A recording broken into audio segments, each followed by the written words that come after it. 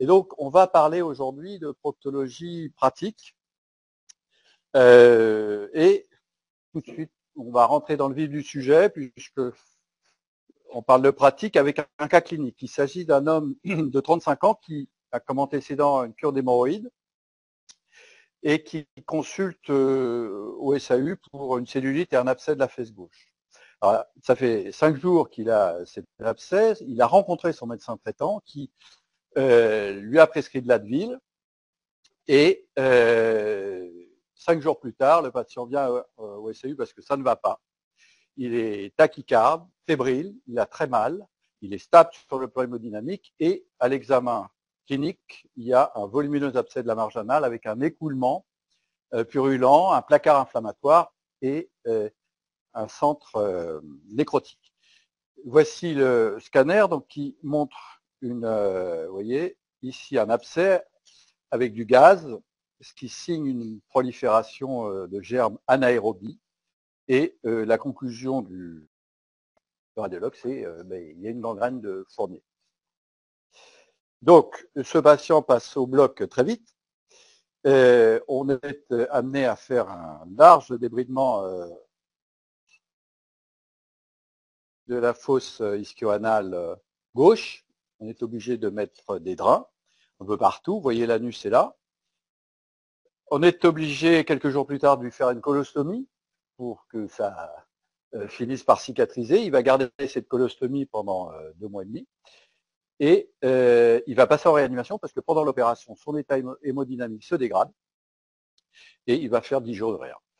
C'est la situation 18 mois plus tard. Vous voyez, il a finalement cicatrisé ici et il a une fistule anale en fait en fer à cheval et il va avoir encore besoin, ce patient, de 3, 4, 5 opérations pour finalement guérir de cet abcès de la marge et rester continent. Alors, la question qu'on peut se poser, qu'est-ce qui s'est passé? La réponse, elle n'est pas simple. J'ai trouvé cet article qui est publié en 2017 dans une revue d'épidémiologie. C'est de bons proctologues français, Abramovitch, Sénéjou. Ils ont regardé un petit peu comment les symptômes proctologiques étaient appréciés par les médecins généralistes. Et donc, c'est une enquête qui a inclus plus de 1000 malades, qui a concerné 59 généralistes dans 5 villes en France. Et les patients renseignaient un questionnaire en salle d'attente en leur demandant s'ils avaient des symptômes proctologiques. Et 166 d'entre eux avaient des symptômes. Et 25 consultaient uniquement pour ça, et d'autres pour autre chose, mais avaient ces symptômes qui évoluaient clairement. Le médecin traitant prenait connaissance du questionnaire, et au total, bien qu'on soit dans une étude, les résultats sont assez étonnants puisque 2 patients sur 3 n'étaient finalement pas examinés et les causes se répartissaient, il y avait deux raisons. D'abord parce que dans 75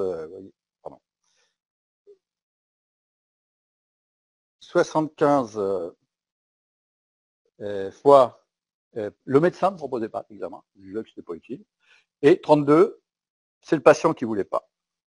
Alors, les causes, bon, j'ai reproduit le tableau, c'est un peu feignant. Pourquoi les médecins généralistes n'examinaient pas les malades? Parce que finalement, c'est logique, les malades, ils venaient pour autre chose. Parce qu'ils n'avaient pas le temps. Parce que le patient avait déjà un traitement et qu'il s'estimait que ça ne servait à rien. Et parce que, donc de façon un peu plus marginale, le patient, ils avaient peur d'embarrasser leur patient. Et pourquoi les patients ne voulaient pas être examinés? Discomfort, alors je vais regarder, ça veut dire plus pudeur, gêne à montrer ses fesses, quoi. Bon, très bien. Parce qu'ils estimaient que leurs symptômes n'étaient pas importants, ou parce qu'ils savaient qu'ils allaient être, parce que l'examen avait déjà été fait auparavant, ou parce qu'ils se doutaient que finalement un spécialiste s'occuperait d'eux.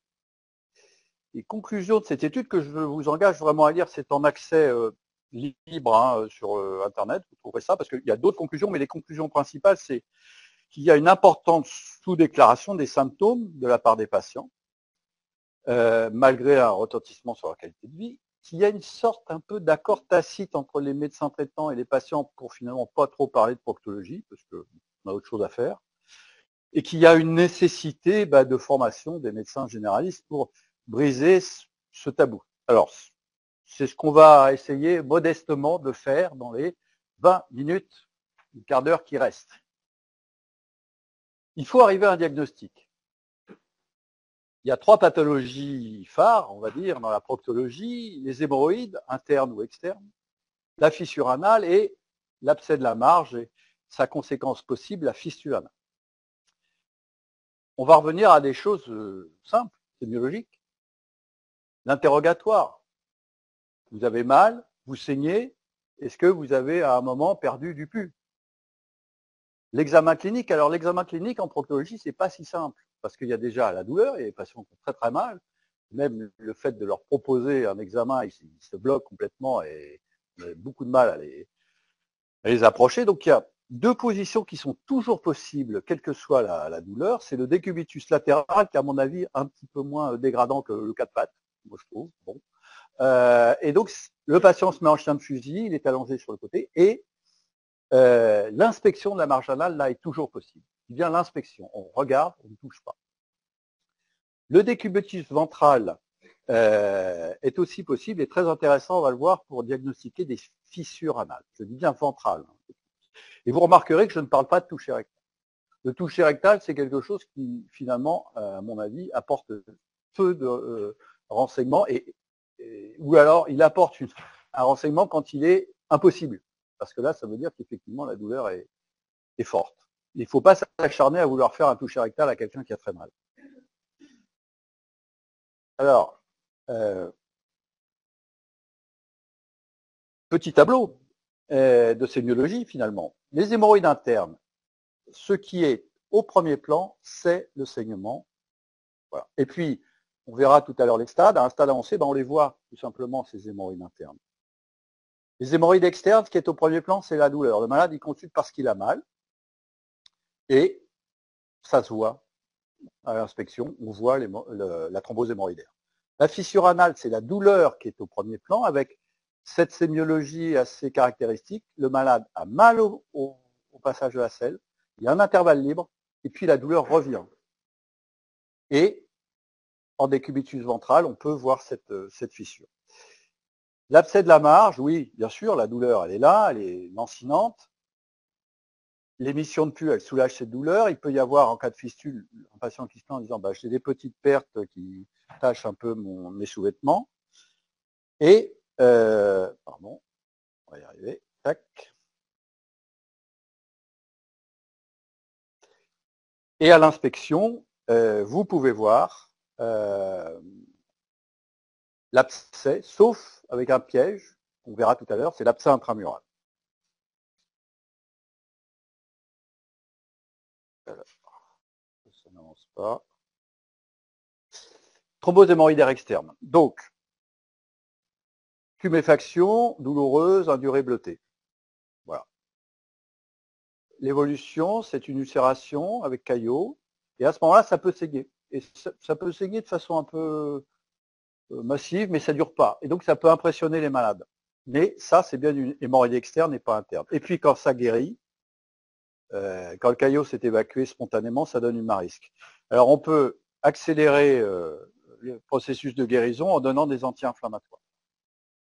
Et puis, s'il y a une contre-indication aux anti-inflammatoires, si ça ne marche pas, à ce moment-là, on les opère très simplement, excision du paquet thrombosé en hôpital de jour. On fait plus que vous avez peut-être connu comme externe, ces espèces de corrida là, aux urgences où il faut faire l'anesthésie locale, exciser le thrombus. On fait plus ça, parce que les malades tombent dans les pommes, ça saigne, ça fait des marisques, ils portent plainte. Voilà. Donc, il vaut mieux tranquillement faire ça en hôpital de jour. Alors, les hémorroïdes internes. Il y a 4 stades. Un stade où il y a des hémorroïdes et il n'y a pas de prolapsus, elles ne traversent pas le canal anal. Un stade 2 où elles descendent, et en fait elles remontent toutes seules lors de l'exonération. Stade 3, c'est qu'elles descendent, elles restent sorties, et c'est le malade qui les rentre. Je vous raconte très bien les malades. Hein. Et stade 4, eh ben, c'est quand les hémorroïdes sont sortis tout le temps. Et vous avez ici un très beau stade 4 avec sur le paquet de 7 heures, un midi est là, 3 heures, 6 heures, donc 7 heures, vous voyez, avec de la muqueuse apparente, ça veut dire stade 4. Et ça, c'est un stade chirurgical.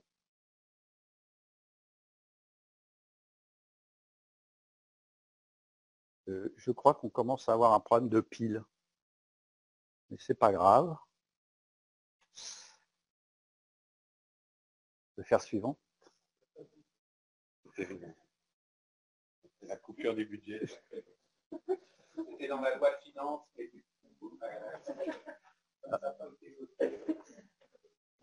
Fait suivante, peut-être un peu. Merci. Donc, vous avez vu, et encore suivante, s'il te plaît. Je peux faire la suivante, s'il te plaît. Merci.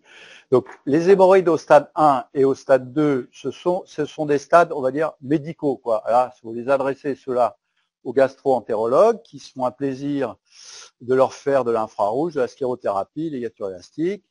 Vous pouvez agir sur la constipation et donner des vénotoniques de votre choix, des topiques, des crèmes, etc. Voilà. Donc ça, c'est pour, on va dire, les hémorroïdes, pas grave. Les hémorroïdes de stade 3 et 4, c'est le stade chirurgical. Donc, 2 opérations sont apparues dans les années 2000 dont vous entendez peut-être parler de temps en temps. La première, c'est ALRAR, c'est une ligature guidée par Doppler. La deuxième, c'est l'opération dite de Longo, qui correspond à un agrafage circulaire des hémorroïdes sur la partie située juste au-dessus de la ligne anopectinée. Alors ces 2 opérations ont été vraiment portées par une mode au début des années 2000 et portées par les laboratoires. Parce qu'il fallait acheter du matériel pour faire ces opérations, qui coûtaient finalement cher. Et puis, quelques années plus tard, on s'est aperçu pour la première, le ALRAR, qui avait énormément de récidives. Donc, on a fait ici, hein. On a arrêté. Quand je dis beaucoup, c'était 50%. Donc, voilà. Et le Longo, qui était une opération très séduisante au départ, on s'est aperçu qu'il y avait des complications graves, amenant des malades à avoir des sepsis, voire certains même des stomies, pour régler ces problèmes de sepsis.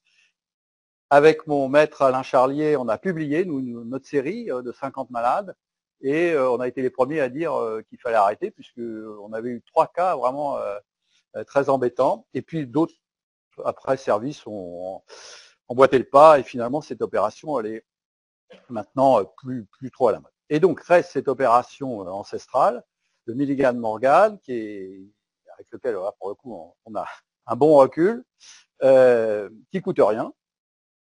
Il faut penser à l'analgésie post-opératoire, ça, il n'y a aucun doute. Il y a peu de complications parce que il n'y a pas de hasard. Quand une opération, elle traverse les décennies, c'est comme les opéras ou les choses comme ça. Ça veut dire que ça marche, une recette de cuisine. Hein. On ne sait pas pourquoi, ça marche. Le Milligan-Morgan, c'est une bonne recette de cuisine. Voilà. En hôpital de jour, non, mais on a réduit les temps d'hospitalisation et il y a quasiment pas de récidive. Je veux bien la suivante, s'il te plaît. Alors voilà, donc vous avez d'un côté les dessins, de l'autre côté la chirurgie. Donc vous voyez tout de suite que les dessins, c'est quand même plus joli que la chirurgie. Mais le principe de cette opération est respecté, c'est-à-dire on fait l'ablation de 3 paquets, vous voyez, d'hémorroïdes. On laisse des ponts qui vont permettre la cicatrisation. Merci beaucoup. Merci. La cicatrisation de cette zone qui est très très importante parce que c'est la zone du canal anal, c'est là où se fait la discrimination sel-gaz et ça participe à la continence. Et donc si, alors on est là sur la zone du canal anal, donc ça fait effectivement mal, hein, ça il n'y a aucun doute. Et donc le respect de ces ponts garantit en fait la bonne cicatrisation de la marge. Dans le sens. Voilà. Alors à Saint-Camille, on a mis en place un système de prise en charge un peu accéléré. Donc on a 100 patients maintenant qui ont été pris en charge de cette façon. On admet le patient le jour même. Il sort le lendemain, si tout va bien, et c'est un prestataire de soins infirmiers qui fait l'analgésie, y compris intraveineuse, à domicile. Et ça a vraiment tout changé. C'est-à-dire qu'avant, les malades restaient 5 jours, et en fait, on s'est aperçu que ça ne servait à rien. À partir du moment où ils étaient soulagés, ils pouvaient rentrer chez eux dès le lendemain. Et en plus, ça il y a une surveillance paramédicale qui fait que quand le malade saigne, et c'est arrivé pour un malade, eh ben, il revient. Et on a au début de l'expérience, il y a des malades qui ont refusé parce qu'ils ne comprenaient pas ce que ça voulait dire, ils n'étaient pas d'accord pour avoir des malades, des soignants qui viennent chez eux. Mais maintenant, on n'a quasiment plus aucun refus. Donc c'est un progrès. Voilà ce qu'on reçoit au bout de quelques jours. Donc on a un rapport très précis et ce rapport fourni par le prestataire est inclus dans le dossier du malade. Alors il y a des pièges pour les hémorroïdes. Là, j'attire votre attention, la rectorragie proctologique, ça n'existe pas. La rectorragie, c'est toujours un signe d'alerte. Attribuer une rectorragie à des hémorroïdes, c'est dangereux. Donc, une rectorragie, jusqu'à preuve du contraire, c'est un cancer, c'est une RCH. Donc, rectorragie égale endoscopie. La rectorragie prolongée, je ne vous apprends rien, c'est qu'on perd un peu de sang tous les jours, et puis à la fin, on se retrouve à 6 grammes d'hémoglobine. Voilà, ça arrive. La marisque n'est pas une hémorroïde, ça peut être une séquelle de thrombose hémorroïdaire, ça peut être une marisque sentinelle, on va le voir ensuite, d'une fissure anale, et puis d'une façon générale, la proctologie, ça ne se résume pas aux hémorroïdes, on l'a vu en introduction. Alors, deuxième sujet, deuxième motif de consultation, la fissure anale. Alors, vous avez beaucoup de chance, une très belle fissure anale, donc ulcération du canal anal sur une zone hypersensible, alors c'est tout le temps commissurale postérieure, à 6 heures. Alors on ne sait pas pourquoi.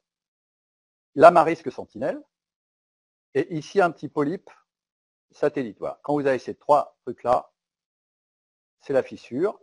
Et en fait, quand vous examinez les malades, souvent vous pouvez voir que la marisque ou un tout début de fissure.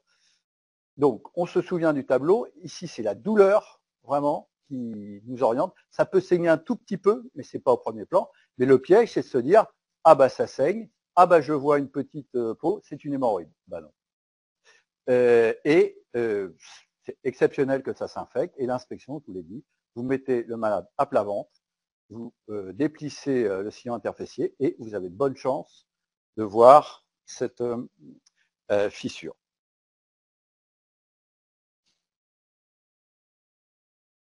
Non. Oui. Alors, là encore, recette 5 amis, le traitement, il est médical en première intention.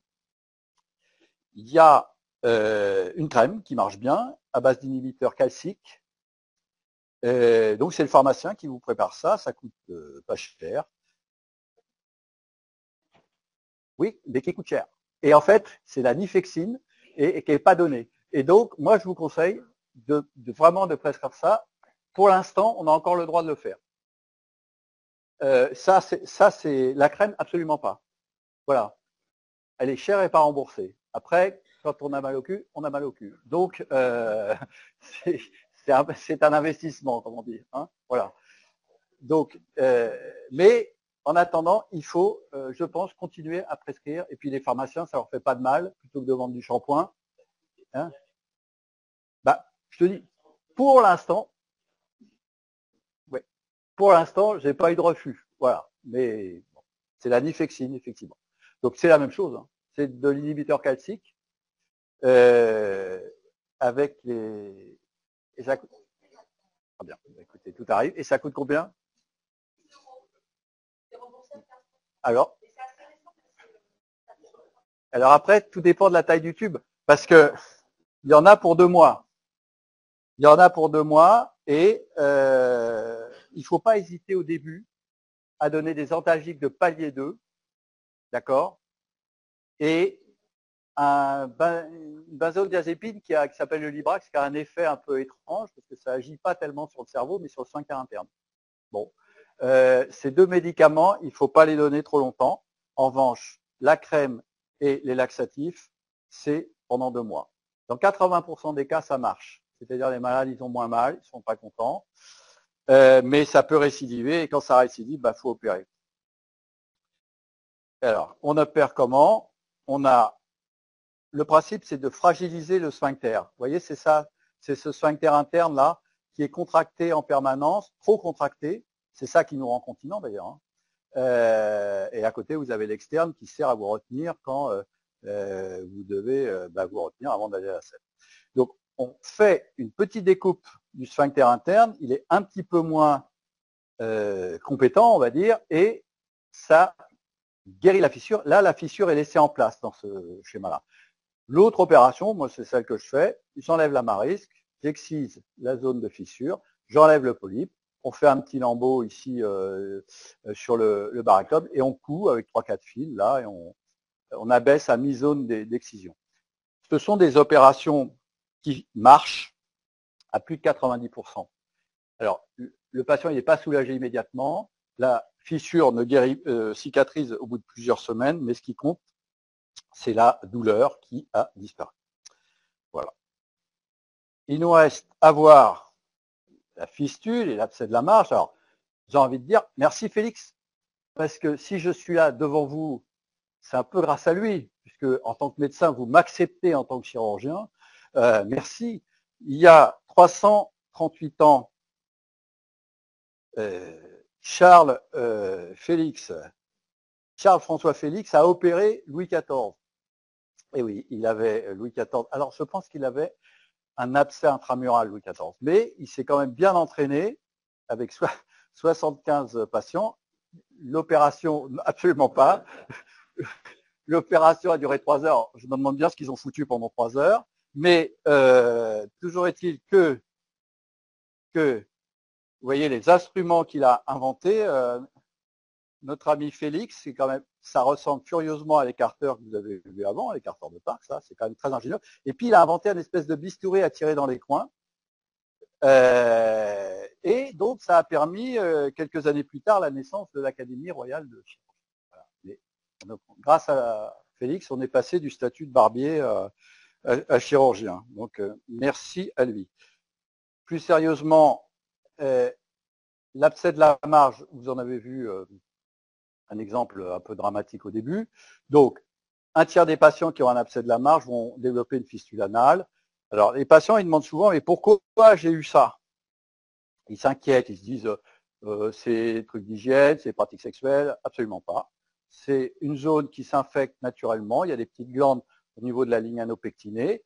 L'infection progresse dans la zone ischio-anale, peut traverser le sphincter, plus ou moins, c'est ça tout le problème de cette pathologie, mais parfois aussi remonter là, entre le sphincter interne et le sphincter externe, et là vous voyez rien. Le malade, il a très très mal, il a de la fièvre, et on voit rien à l'extérieur.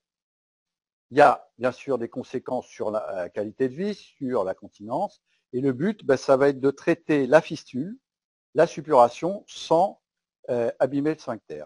Bon, voici un abcès de la marge qui ne demande rien à personne, on l'incise, voilà, hein, l'abcès, le trajet, on sphinctérien, et on fait un petit test là avec du bleu pour voir si l'extérieur en fait communique avec l'intérieur. Et quand ça communique, on est très content.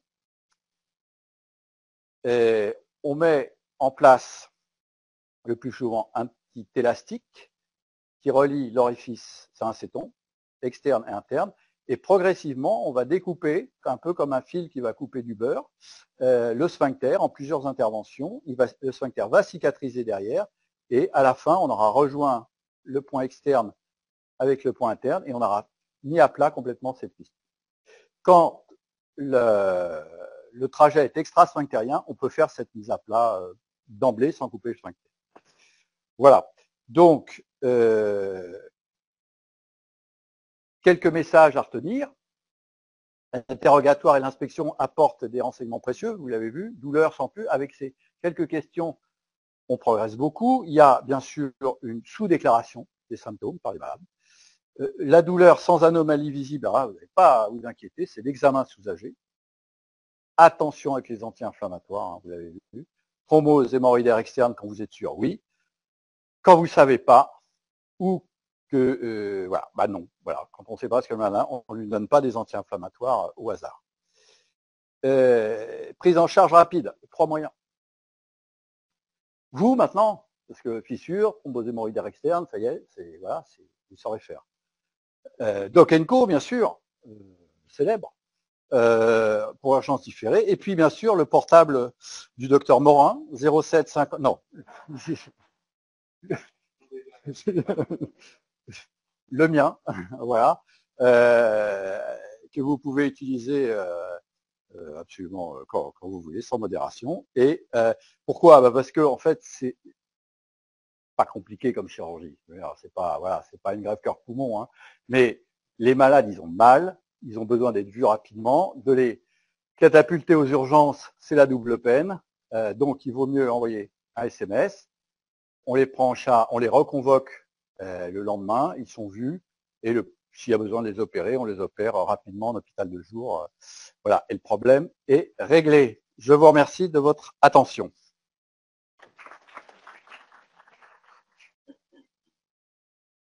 Vous êtes d'accord avec l'article là? Je vous conseille vivement la lecture de cet article parce que c'est très bien fait. Il y a aussi, ils disent que quand les généralistes examinent, eh ben, 3 fois sur 4, ils font le diagnostic. Donc c'est vraiment un pas à franchir, quoi, simplement. Hein. Voilà.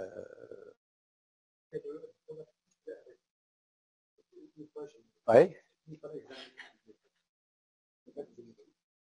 Ouais, c'est pas pareil. C'est pas du tout la même maladie. Bah, s'il n'y a pas d'ischémie du prolapsus, s'il n'est pas étranglé, le prolapsus, c'est ça le danger du prolapsus, c'est qu'il peut y avoir une gêne au retour veineux, puis après une ischémie et une nécrose. S'il n'y a pas ça, non, c'est pas urgent. Hein. Par contre, ça se traite, hein, parce que ça les rend incontinents, les malades. Et même, ils sortent plus de chez eux. Ils n'osent plus. Voilà. Oui, oui, il faut les. Bah, je dirais que ça dépend un peu du malade. Il y a l'opération un peu ambitieuse par l'intérieur. On fait une cure de prolapsus en mettant des bandelettes sous céliaux maintenant. Et puis une opération par voie basse qui récidive un peu plus, mais qui est moins traumatisante, comme c'est souvent des personnes âgées, polypathologie. Voilà. Donc, mais c'est chirurgical. Et, alors, le docteur Morin m'a distrait. Donc, votre question, ça concerne la différence entre une fistule et le. Vous avez tout à fait raison. Tout à fait raison. Alors, la question posée, c'est différence entre sinus pilonidal et fistule anale. Mais je dirais que là, on est déjà dans une discussion de spécialistes. Parce que, en fait, le sinus pilonidal, il a vraiment des caractéristiques aussi sémiologiques. C'est vraiment sur le sillon interfessier. Il y a des poils qui sont à l'intérieur. Et je dirais que c'est pas très grave finalement. Parce qu'une fois qu'on a fait le diagnostic nous, de suppuration chronique, bah, soit on met le malade au bloc, voilà, mais de plus en plus maintenant on fait des IRM hein, facilement, et puis l'IRM nous dit bah il y a un trajet fistuleux d'une fistule anale, voilà, et puis ou alors c'est un sinus. Mais la différence c'est pas tellement, c'est pas très important. On va pas se tromper quoi, entre l'un ou l'autre. On va pas faire de faute.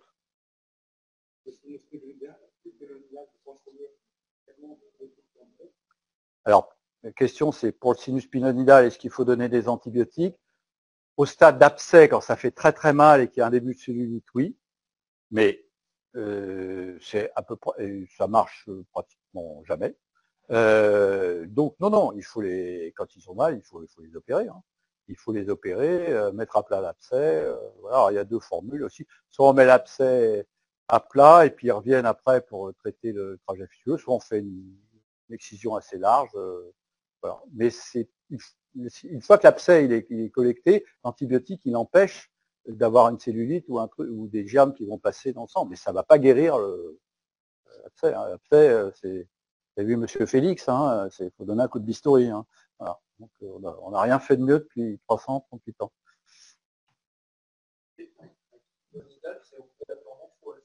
Alors, l'orifice primaire, il est là. Après, il peut y avoir des orifices de sortie sur la fesse droite ou gauche. Mais quand on regarde attentivement le sillon interfessier, il y a toujours un petit trou à cet endroit-là. Et le petit trou, il peut faire 1 ou 2 millimètres. Mais il faut vraiment, ça signe le diagnostic.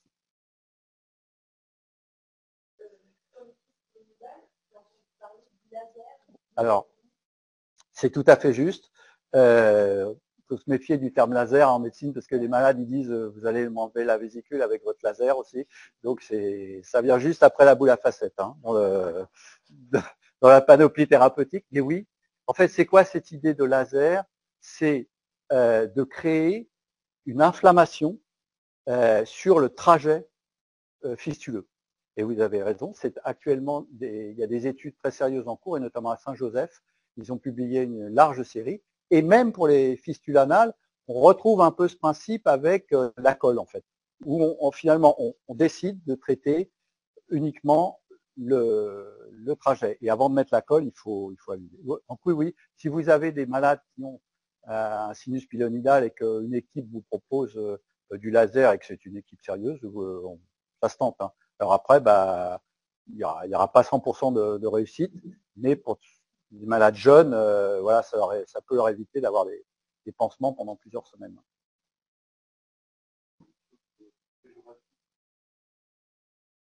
Alors ça dégénère pas. Alors oui, la question c'est est-ce que la fissure peut évoluer de façon péjorative?